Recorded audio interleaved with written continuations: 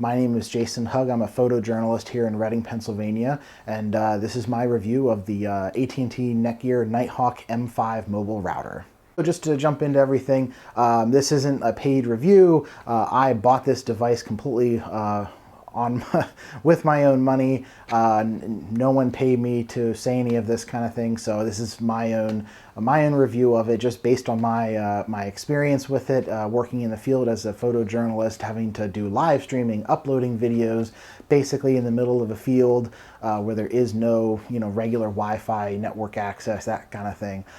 So this is kind of why I wanted to kind of jump in and kind of put a review out there for it, to kind of help other people who might be in the more professional side of things, who are looking to get a new a mobile Wi-Fi router, that is, this might be an actual option for you. Looking over everything, it's a very nice form factor. I really like it. It's it's black, and it's kind of it's obviously square. It's not really that heavy compared to your cell phone. You can easily throw it in your backpack. The back of it pops out, and as you can see right there, there is a battery, lithium-ion battery, which you can actually pop out. I'm not going to do that right now because mine's on, but you can actually pop that out and have more batteries, I guess. I've never had an issue with the battery and never really need any reason to pop the battery out to replace it. But if you wanted to buy more for them for whatever reason, sounds like you can actually do that with this. So this is a Wi-Fi 6 5G mobile router, and this is exclusively through the AT&T network. As you can see, they put their giant logo right up the front there. This is 4G, picks up 4G, picks up all the 5G speeds. Unfortunately, I'm not in an area that has, I don't believe it has AT&T's latest and greatest 5G network. Of course, they promote everyone has 5G now. I know it's the big marketing campaign that's been going out, end of 2020, early 2021, everyone has 5G now. Well, obviously that's true, but not everyone has the latest and the highest speed 5G, of course. And this, of course, is one of those devices that has all the radios in it, has all of the antennas in it for all of the highest 5G. I'm not a very technical person when it comes to all of the specific, the specifics of the technology in the device, but it does have all of those in there if you go look at the specs on any other websites that has them. The only thing that's been disappointing is that because of that, a few firmware updates have, and you can see that in the corner here, have kind of, I wouldn't say downgraded, but they've certainly pushed it back to 4G LTE, and that's the icon that shows up everywhere I go now. So it doesn't specifically say 5G, and the upload speeds don't really relate to 5G. I'm not going to get into specifically like how fast it is, that kind of stuff, just because that kind of your speed, of course, will be dependent on how close you are to a tower and all that kind of stuff. So that's really kind of irrelevant. But from what I've used it, it does work really good. So it's just kind of one of those things where I'm disappointed that it has all of that in there. I guess I just kind of have to wait for technology to really to expand more into my area. I don't do a lot of traveling. If you do, you'll probably find where there's a lot more 5G bandwidth, the higher top tier 5G, that this thing will be really explosive.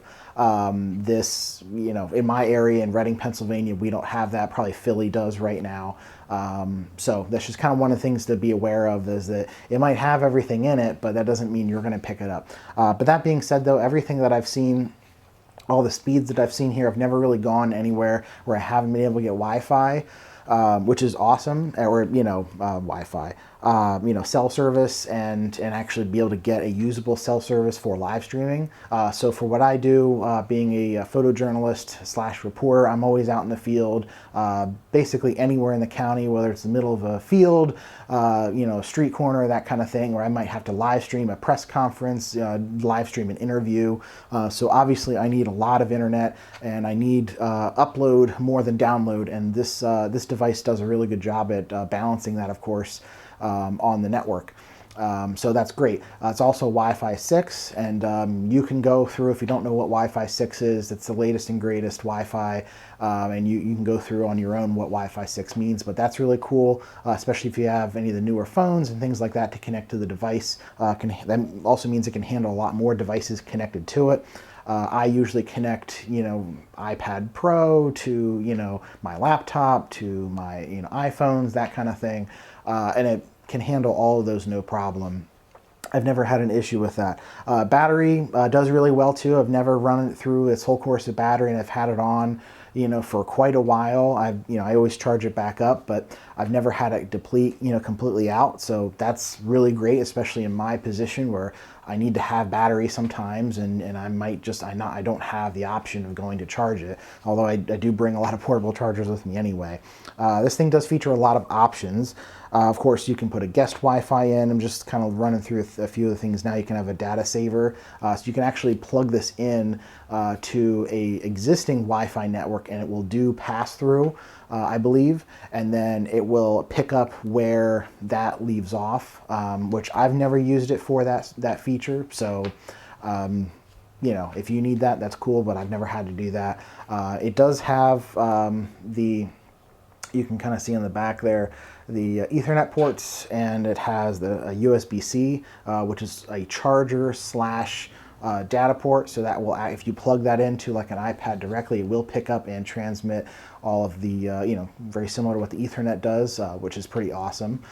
So in that case, I can split it between, plugging my iPad through a dongle through Ethernet, and then charging the device at the same time, or things like that, which is super awesome, versus always just having to use the Wi-Fi dedicated on there. Really, that only comes in handy for me at certain situations, so it may not mean anything to you at all. So in general, it does really well. The Wi-Fi signal on it performs really well.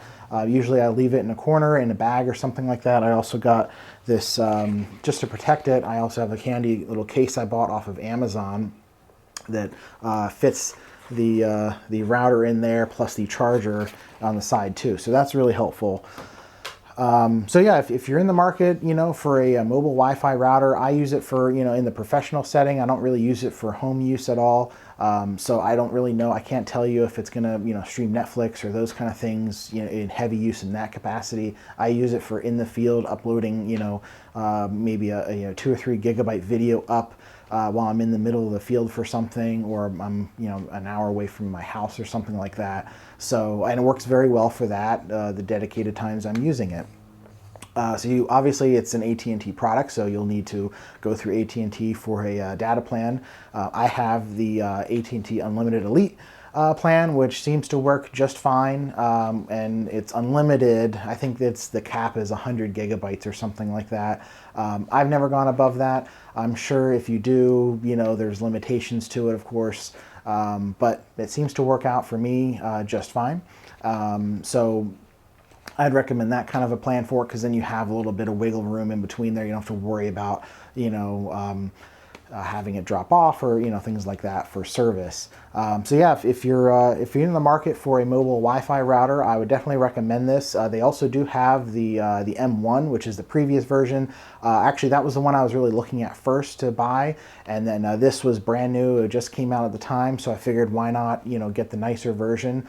If I was to do it all over again, I don't know. I mean, knowing what I know now, I would say it really depends on the service in your area. If you don't have, that higher level 5G, you could probably do just fine with the M1 version. I think it's like half the price of what this is now, and pick that up used or something like that for much cheaper, and get a data plan with it. You could probably do really well with that. Of course, it doesn't have all the latest, bells and whistles that this guy does, but that gets you in the game of, of learning, how to use it, and really how it's useful to you. So thanks for watching this video. My name is Jason Hugg, and I am an entrepreneur and photojournalist here in Reading, Pennsylvania. And really what I do is I help entrepreneurs tell stories about their business. Of course, I do that through my newspaper, magazines locally here, but I also do that on my website at jasonhugg.com. So if that's something you're interested in, is learning how to, how to engage your audience audience better through your business and really tell that story rather than just, putting up graphics and marketing and, the traditional advertising kind of thing, check out my website and see what else I do.